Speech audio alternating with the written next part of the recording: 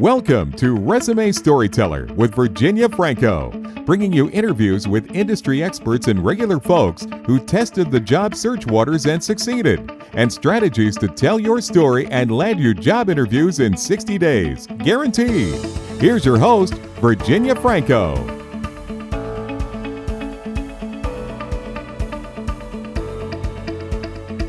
Hello, everyone. I'm very excited to have with me my colleague from across the pond, based in the UK.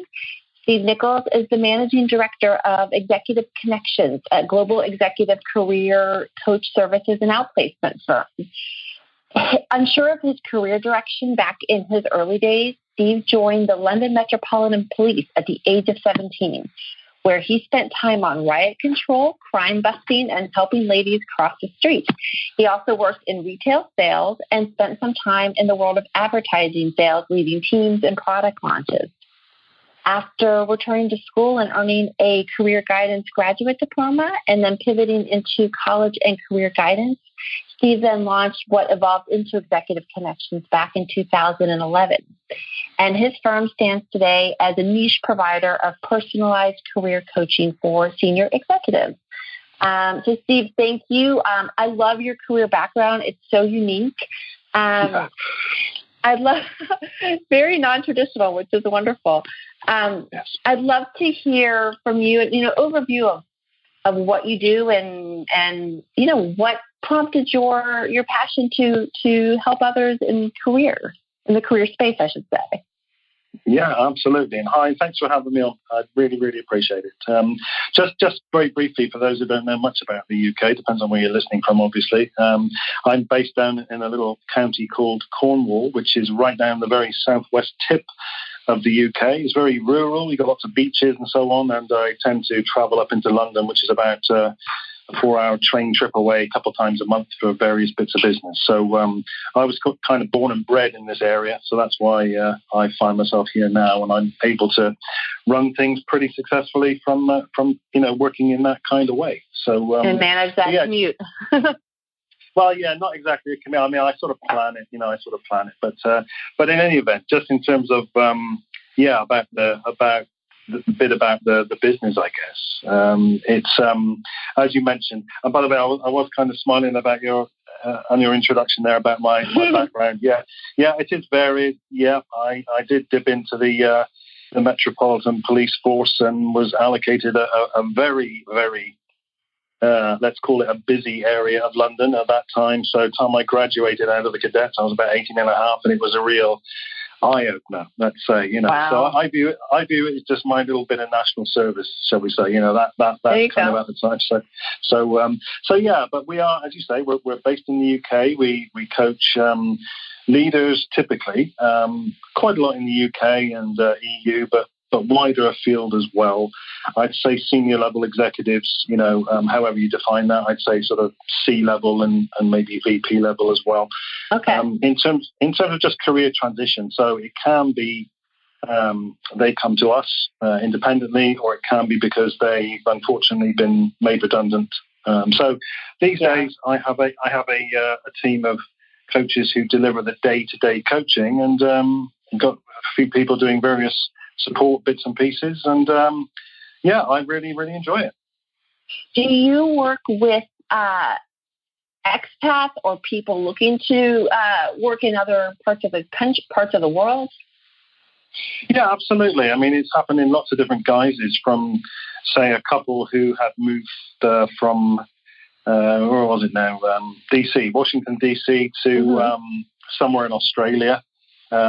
He liked it and was getting on well in his career. She didn't. So obviously, they're married. So they decided to come back together. So kind of help them do that in an individual coaching sense for each of them, which is quite an interesting project. Other times there's been, say, maybe a CFO working somewhere in mainland Europe who wants to go back to the UK. So it varies. People are having their own life and they're traveling back and forth, and we'll try and sort of network them in with people along the way as well, as much as possible, which is a really useful bit of the service. Is just, it's rather than just talking about some of the usual things which we can talk about, it's kind of helpful to to allow people access to your own broader network if you feel there are people who are relevant, to that individual. Right. No, agree. So I'm curious to hear your take on, one or two challenges facing those in the executive space that are testing the job search waters either by choice or not, who are, maybe looking to make a pivot or really just to land somewhere new. Okay. Yeah, I mean, I probably could think of a couple of things there, really.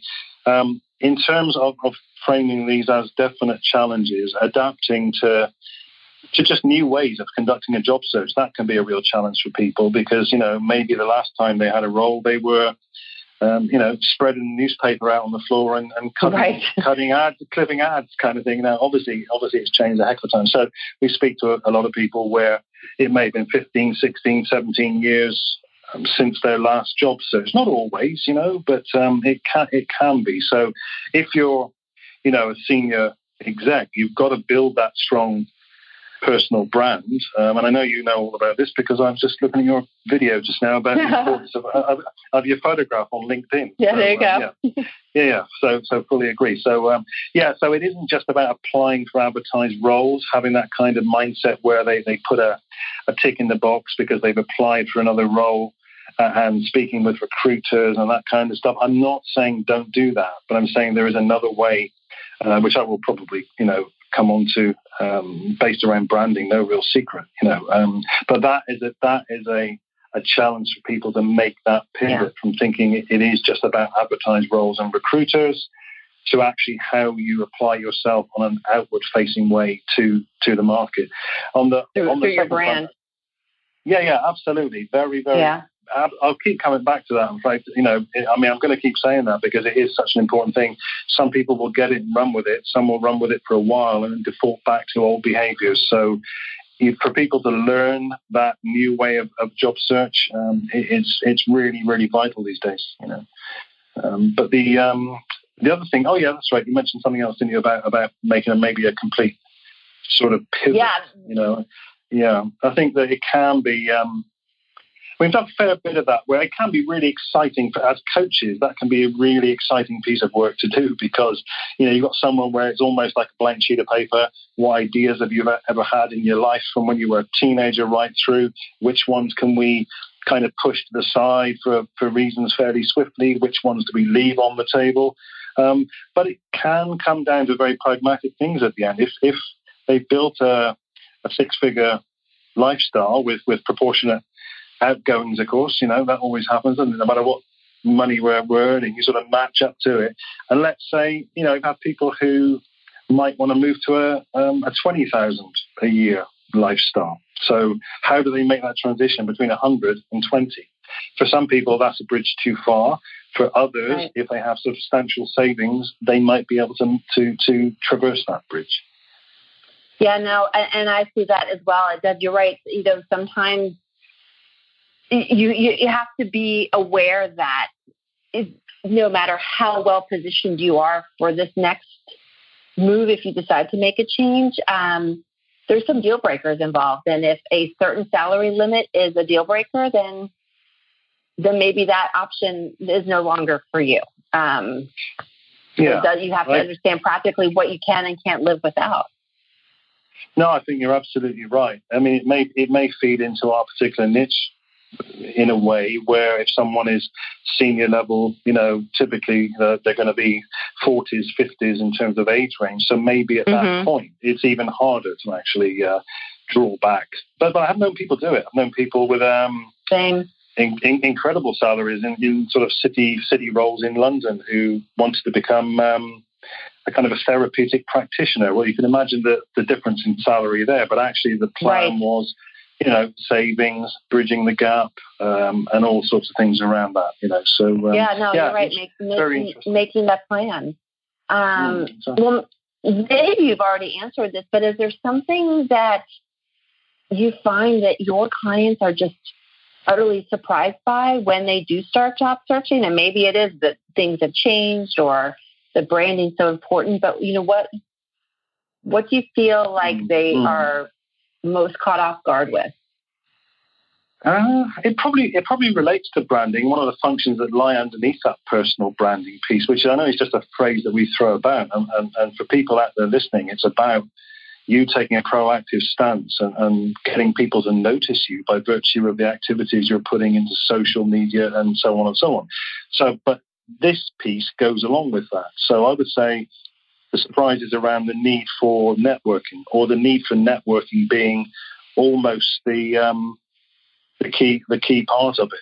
Now, I know people have always done networking, but there will usually be a fair proportion of people going on to sort of LinkedIn and other areas that's specialist sites for their industry, and just sort of clicking apply and then thinking, oh, that's another one done, getting a bit of satisfaction, but it will still keep coming back to that.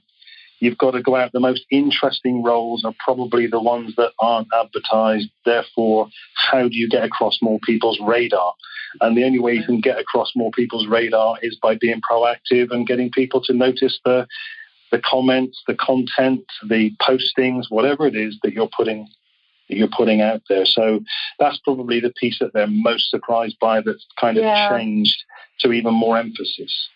No, I'm in complete agreement. And I do think that networking has always been a part of many people's job search. I mean, I hear all the time where someone says, I really haven't had to look for a job in years because my colleague recruited me to this role, my boss recruited me to that role, and that's networking. But I guess I would say that purposeful, proactive networking by knowing who you are, what you want to put out there about your brand, putting that out there for the public to see, that's a little bit more purposeful than I think the kind of networking that used to happen.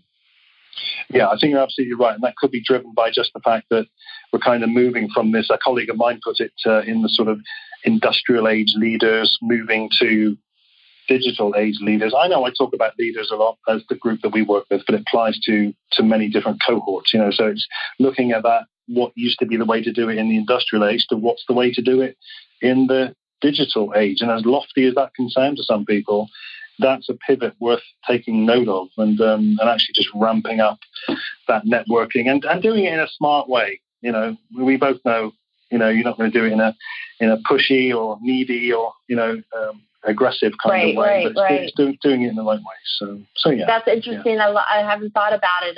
We are in that shift from industrial to digital, and what worked there, you need to adapt because the market's adapting.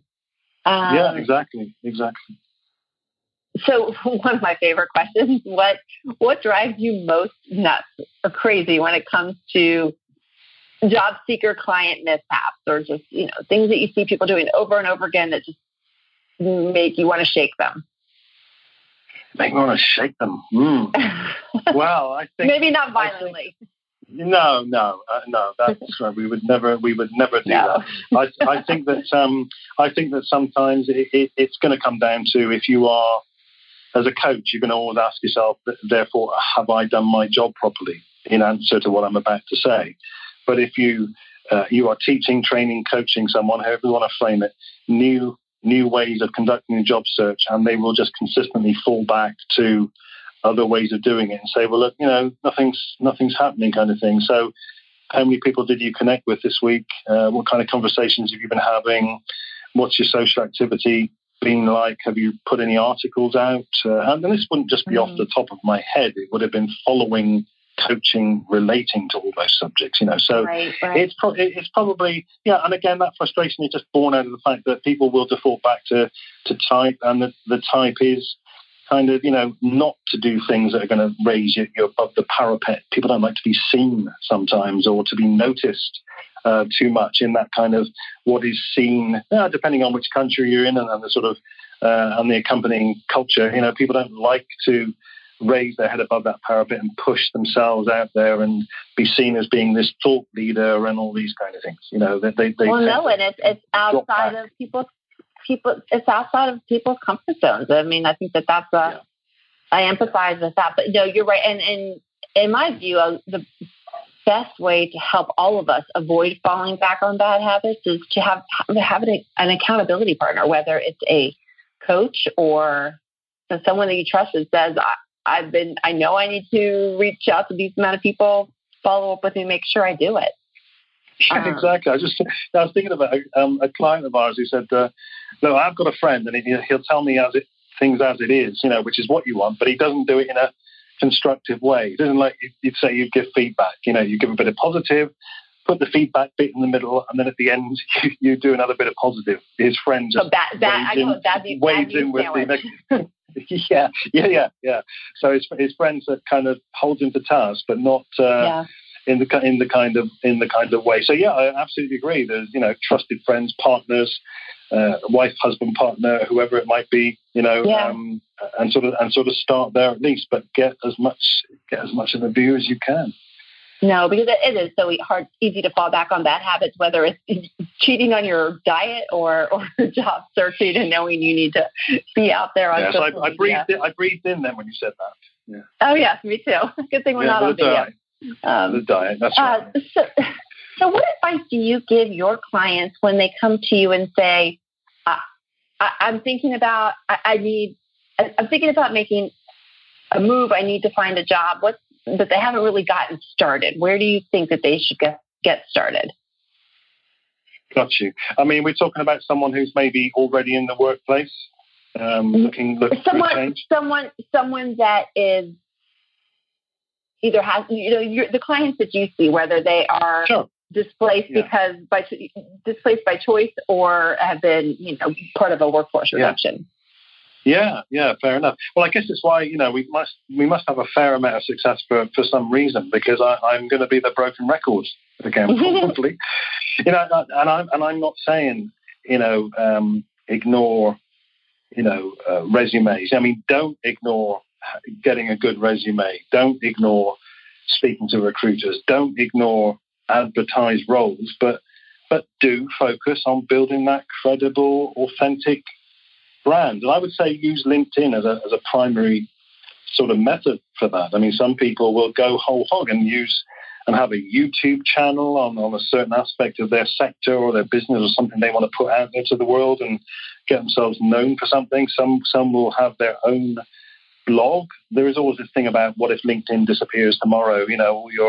All your stuff is gone, kind of thing. Which is why some people will talk about having their own blog. Not many people do, I would say, but it's a lot of work. Yeah. Yeah, for someone who's kind of just literally in a job search. So I would just come back to that. Don't ignore those other things I mentioned: the CV, resume, the speaking to recruiters, the advertised roles, but do put a big amount of effort. You imagine a pie chart. I'd say 50% or 60% into building the thought leadership. And if that's too lofty a phrase, think about it as personal brand and actually people noticing you for what you want to be known for. That's the important thing, getting across more people's radar, So that's the big thing. Sort of positioning yourself as an expert in something, whatever it is you want to be known as an expert in. Precisely right. And anybody can do that, no matter what their level is. Do you, so for those people that are, the idea of creating posts or articles on LinkedIn just overwhelms them, what are your thoughts on commenting on people that are established experts in the thing you want to be known for? Do you feel like that's a good baby step for them? Yeah, absolutely. I mean, that obviously LinkedIn is a movable feast as far as what things tend to work on LinkedIn. And when I say work, I mean, just for those listening, I know you appreciate this, but it will be working the kind of things that will get you more notice. So it used to be articles was the big thing. Now articles seems to have dropped off their algorithm a little bit. It seems to be at the moment about commenting and liking. So not so much sharing, funnily enough. That's my latest info anyway. We can talk about that. Same. No, the whole algorithm, the shifting algorithm is another topic, but yeah. Yeah, but certainly to come back to your question, yes, absolutely. I think, the liking and commenting on people that you want to be associated with in some way, and that whole kind of absorbing thing, that whole osmosis bit, if you seem to be in the same kind of field as someone, then that, I would say, certainly can be helpful. But actually making it clear to somebody what you offer, that's probably the biggest thing at the end of the day. And that's going to come back again to your resume, your LinkedIn heading, your main headline or, your right. No, you're right. That's all part of it. I do feel like in terms of jumping into something that's completely uncomfortable, a good way to start is figure out who's active on LinkedIn or on Twitter, I guess, or wherever it is, and add an insightful comment to what they're already putting out there. And people will see it. And it gives you comfort with starting to get your voice out there. Yeah. And as a PS to that, I would say then when or if people start to visit your LinkedIn profile, if they look like they're potentially useful, you can reach out and say, notice you viewed my profile, anything I can help you with, et cetera, whatever the approach you want to take. But certainly that comes back to that proactive piece again. I know, you know the phrase kissing frogs, there's going to be some that are just irrelevant. You're kind of trying to screen if anyone looks useful, if it was a recruiter or somebody in the sector you're working in or aspiring to, then certainly reach out to that person. You can lose nothing by doing that. That's right. You're right. And sending a connection request saying, I loved your post on this. Exactly. Once you have put that comment on. No, it's a great way to build your online network. Exactly. So we've talked about the person who has started job hunting and they're just getting started. What about the person, and I imagine you have clients like this that have been at it for a while and it's not going well. How do you help them figure out where they're going wrong? Yeah, I think it does come back to doing something different again. The phrase that's sort of supposed to be quoted by so many different people about the definition of madness is doing the same thing. Insanity, et cetera. Yeah, that kind of stuff. So I think that's sometimes it. I mean, I've had people say, I feel like I'm walking towards a cliff edge, quite emotional outpourings during, just an initial conversation if someone's been looking and getting frustrated for quite some time. And apart from the things I'm talking about, people have got the idea by now that I talk a lot about branding and the importance of that, but often it can come back down to what comes before that. And it's maybe not so much advice, it's more around support. And so if it's not through in a professional capacity in any extent, just think about your resilience. Think about your emotional intelligence. Think about how you're actually feeling at the moment, and think about maybe are you transmitting anything to across to people when you're speaking to them. You don't want to come across as if you're sounding really depressed, or whatever it might be when you're on the phone or whatever it might be. So it's kind of, you can try things differently. These are a few things we'd suggest. Try this, try that, LinkedIn, all the other stuff we talked about. But actually, I would probably take a step back with someone in that stage and to say what's really been going on. And that's probably where the coaching comes into it. I mean, it's not psychotherapy, it's just asking questions and properly listening to the answers. That's the key thing. But I would just say to people, think about it. How are you feeling?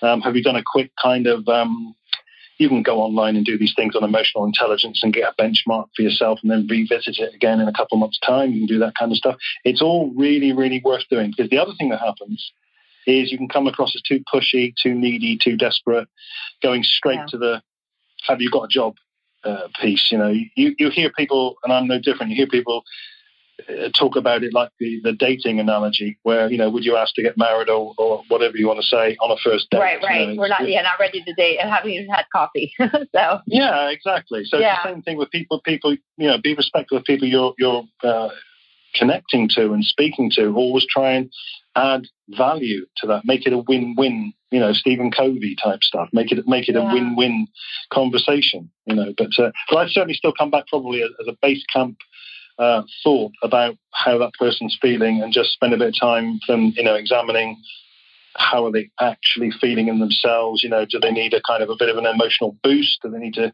get out, do more exercise? Whatever it actually is, it's going to help them get in a good place, rather than just keep running around the hamster wheel.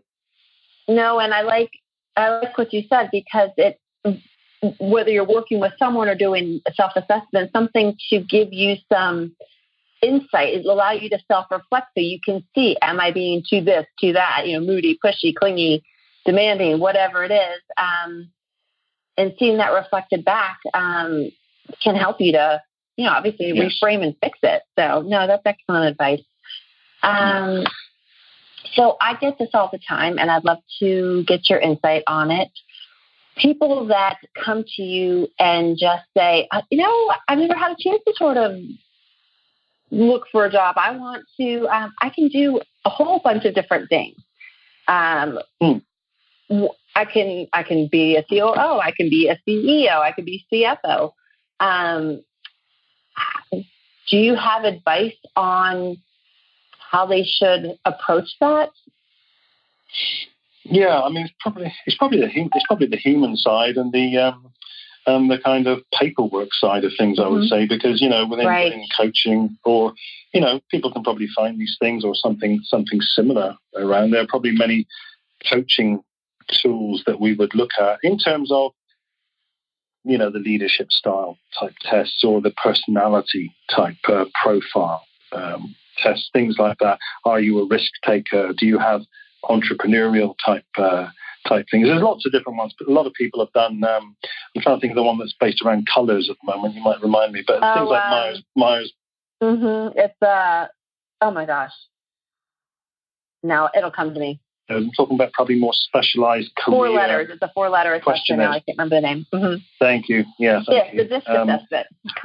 Yes, that's the one. Yeah. So I'm kind of talking more about specific coaching tools where you would start to identify your strengths and weaknesses in certain areas and trying to get a handle on your preferences and feeding in your sector, anything else, And this might sound quite broad because it could equally apply to people who are doing that big transition piece as well, So I'm a great believer in getting people to write things down because if you write it down, it's more likely to sink in and more likely to happen. So I would just get somebody to write down every single idea they've had, and maybe go down the old school pros and cons list for each one, because that can often bring out preferences if you're just starting to write things more on one side of it. Maybe that one's a ditch, or it's one to keep on the table. Right.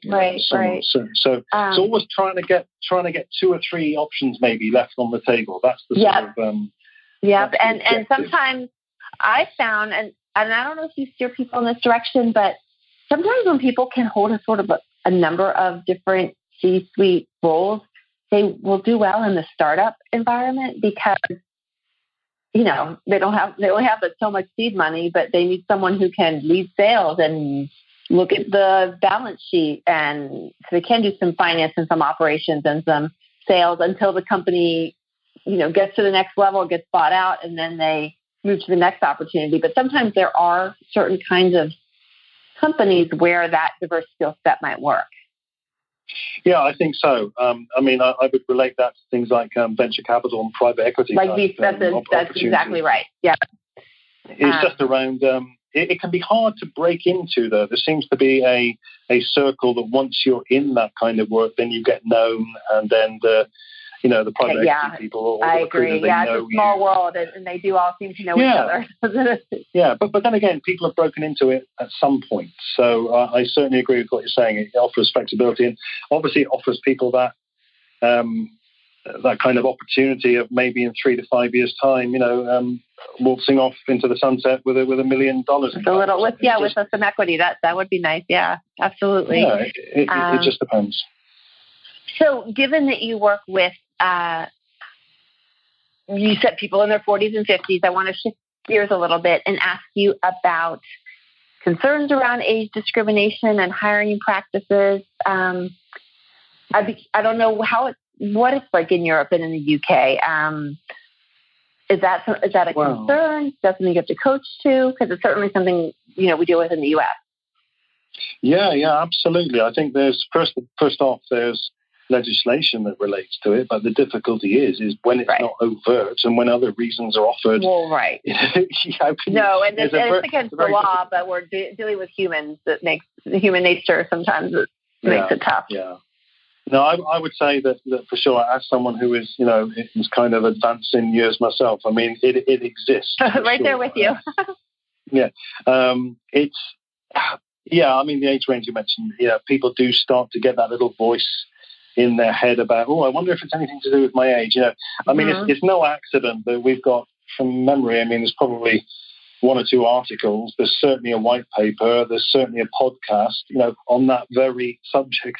So it's it is one of those things. I talked to a couple of questions ago about mindset and confidence and emotional intelligence and so on. But certainly it can be one of those concerns that do creep into people's mind, over a period of time. I always say it's just one of those subjects that there aren't many subjects I would say to somebody, just ignore it. Keep the blinkers on. Do you know what I mean by that? I don't know if that translates across the Atlantic, where they put these kind of things on horses so they can't see out to the side and they don't get panicked. So like blinders, but blinders. Thank you. Okay, yeah. I wanted to make sure I translated that properly for you. Okay. So imagine a horse, with the blinders on. That's the only time that I recommend people to have the blinders on is within ageism, because at the end of the day, you can only change the way that you think. You can't change the way that other people think, and you can just spend so long agonizing over it, particularly if you're not getting feedback about a certain role that you might have come second or third in or what have you. Age can just start to eat away at you. It reminds me of the book Taming Your Gremlin as well, where we've all got that little voice. We've all got that little voice inside us, in other words, that wants to keep us in a safe place, that wants us not to step outside our comfort zone, and so on. And that reminded me of that particular book. So I would say to people, keep the blinders on and just move on to the next opportunity, because, what it is going to happen. You are going to be successful if you just keep going, and be relentless. If I've got no other qualities, relentlessness is one of them, and I would always try and encourage people to be the same in their job search. Well, and I love what you said. You can't change how other people think. Biases are what they are. But if you have your brand, you position yourself as an expert, and you position yourself as current and knowledgeable and willing to keep on learning, then you're right. You keep the blinders on, you keep going. To find, like you said, you have to keep kissing frogs, but you might have to go through a couple more companies than maybe someone else would that's a little younger. But exactly, and that's why I think that, just skipping quickly back to that resilience piece I talked about, mindset. That's why it's important to keep revisiting that with yourself. If you're working with a professional, if you're not, just keep revisiting it yourself from time to time, because you will hit peaks and troughs. You will have bad days. And if you have a bad day, just have the day off and just get back on the horse. Yeah. A lot of equine analogies here at the moment. But anyway, I'd say get back on the horse. Frogs and horses. Yeah, and blinders and all the rest of it. So someone comes to you and says, I need 2 tools. That's all I can have in my tool belt in order to go on my career journey. What do you think those need to be? I think it's got to be around mindset again, rather than because there are lots of good books out there. There are lots of good resources and lots of good people in the industry that we work in. So I would just say, and I did I stole this of a colleague of mine, actually, who talked about being in a mode of constant inquiry, is what he called it. Now, I don't know whether he called it from somewhere else, but in other words, always be curious, always be learning, always be networking.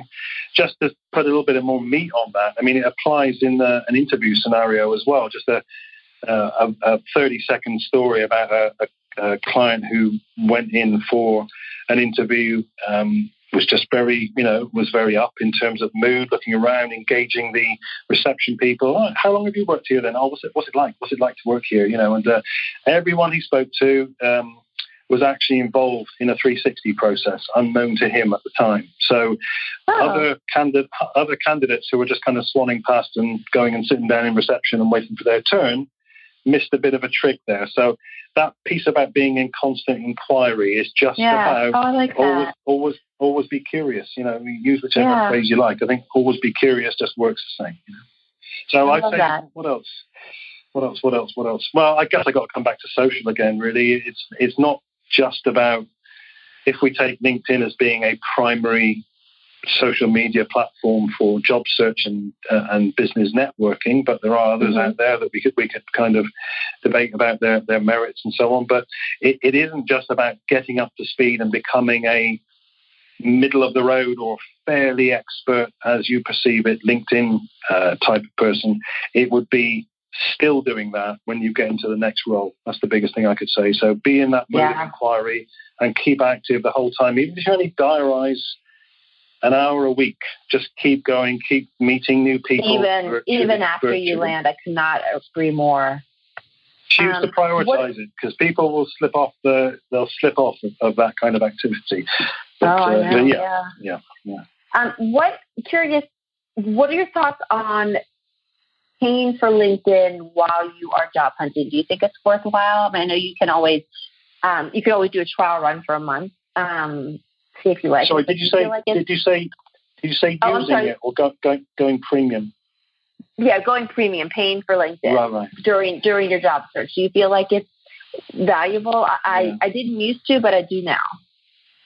Yeah, I think I looked at this, and I think there's a couple of schools of thought about if you're really digging under the hood and getting the most out of vanilla LinkedIn as possible. You're probably doing twice as much as the average user is anyway.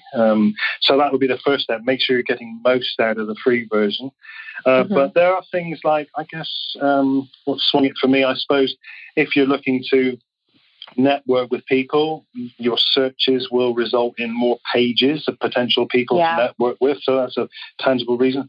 And gosh, what is it with the in-mails these days? Is it about 10 or 5 or 10 or something? No, now you don't even get any for free. But the searching, my son's in college and he is trying to do some searches for his internship, and the limitations with his free account are so few that he's been logging in using my password, and I told him yesterday that you need to have your employer pay for this because it's really so limiting now. Yeah, got you. Well, I'm just glad then that I've got what they call one of these grandfathered. Mine's great-great-grandfathered, but yes. Yay, good. So we're okay. So I think actually I have got a few emails. I can't remember if it's 5 or 10, but I'm sure I've got a few that I tend. You must use them though if you've got them. So that would be the other benefit. Maybe if you have the premium icon. All it says to people is that maybe you're more active on LinkedIn than other people, so they might gravitate towards you for opportunities, perhaps, a little bit more. Yeah, well, it does give you access to certain recruiters that have purchased LinkedIn software for that. But the good thing is you can try it out for free for 30 days and see if you get value out of it. Exactly, and if you're very nice to their support, you can initiate the trial, and they'll go in and cancel the payment for you there and then. So you don't even have to worry about 30 days time remembering to. That's right. Get on and cancel it. That's exactly right. Top tip. Well, go ahead. No, that was it. That was the top tip. So last question, my favorite one. What is next for you? Anything exciting that you want to share? I think really what I'm always looking at with our business is how do you scale? How do you get to help more people to be successful? That's the sort of bottom line, really. So looking at, are there innovative ways to reach more people? More collaboration is another way forward, these days for many businesses as well. But apart from that, maybe I'll write another book or produce a course or something like that. We'll see. But, okay. Keeping going. That's the main thing. So, I think helping more people to be successful, that's what drives me. So I love it. So you are in a mode of constant inquiry. So if people want to learn more, I have your LinkedIn URL and your website on your bio, but how would you like people to reach out to you?